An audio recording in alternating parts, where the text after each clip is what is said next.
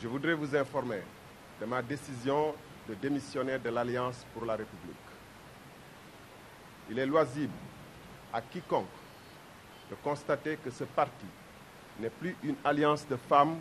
et d'hommes d'égale dignité, mais la propriété d'un seul homme qui décide de tout et ne supporte la moindre critique. Cette alliance n'est plus fidèle aux idéaux qui fondent la République et inspirent la démocratie. Les exemples font légion, mais il suffit pour s'en convaincre d'observer la campagne électorale en cours, qui donne à voir combien la conscience des électeurs est prise pour une marchandise. Le débauchage unique de candidats inscrits sur des listes concurrentes, le processus électoral chahuté, l'improvisation semblant être seule aux commandes. Les acquis démocratiques les plus fondamentaux sont remis en cause. Face à de tels périls, la fidélité à nos valeurs de dignité, d'abnégation et d'honnêteté commande une position claire et sans équivoque contre cette entreprise d'affaiblissement de notre démocratie et de nos institutions. C'est sur le socle de ces valeurs que j'entends, ensemble avec des compatriotes fidèles aux mêmes idéaux, poursuivre mon combat politique dans un cadre d'action approprié. Les initiateurs de ce cadre d'action vous donnent rendez-vous dans quelques semaines pour en dire plus. Je vous remercie de votre aimable attention. Mbokki Sénégal,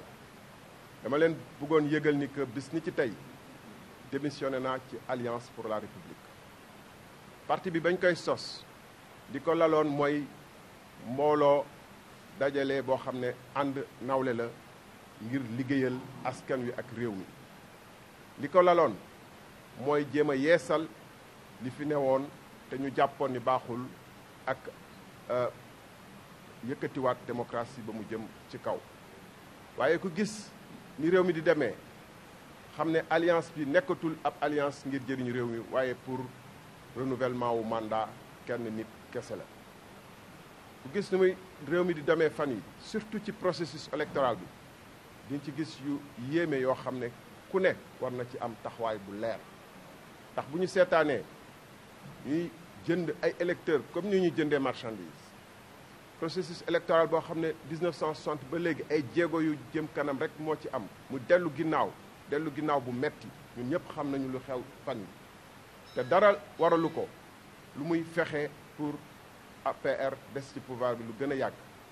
ñun nag lu mel noonu waruñu ku nekk am taxawaay bu leer nañ ndax ñun ñoo fi woote woon dekkal ngor ñoo fi woote woon la patrie avant le parti kon valeur yooyu nga xam ne moom moo taxoon ñu ànd ci politique moom moo taxoon ñu dugg ci politique ku nekk ci ñun war na sàmmoonteeg loolu sàmmoonteeg ngoram sàmmoonteeg dignitéem sàmmoonteeg dëgg te wax dëgg rek gis ni que opposition bi ci boppam liste am na ñu nekk ci seen i liste yi ay liste concurrente saa yu ne ñu gis ñu leen di roñal di leen toxal di yóbbu feneen loolu ku nekk ci réew moo xam ne dañuy woote ngor ak dignité war na am taxawaay bu leer bu mu ci am moo tax tey jii nii ma am sama taxawaay bii di wax ni nag li ñu taxoon a jóg du pour APR du pour kenn pour Sénégal la tant que Sénégal soxla na te jàpp nañu tey la Sénégal gën a soxla tey la ngor gën a manqué tey la dignité gën a manqué tant que Sénégal soxla na war nañu taxaw di continuer di liggéeyal Sénégal moo tax ñun ak ñu àndal ci fan yi ni néew dinañu woote woon leen ni yoon bu ñu xàll boo xam ne beneen yoon la pour continuer wéyal suñu combat bi nga xam ne combat wu Sénégal la du pour combat wu kenn ñu leen gërëm di leen sant wasalaam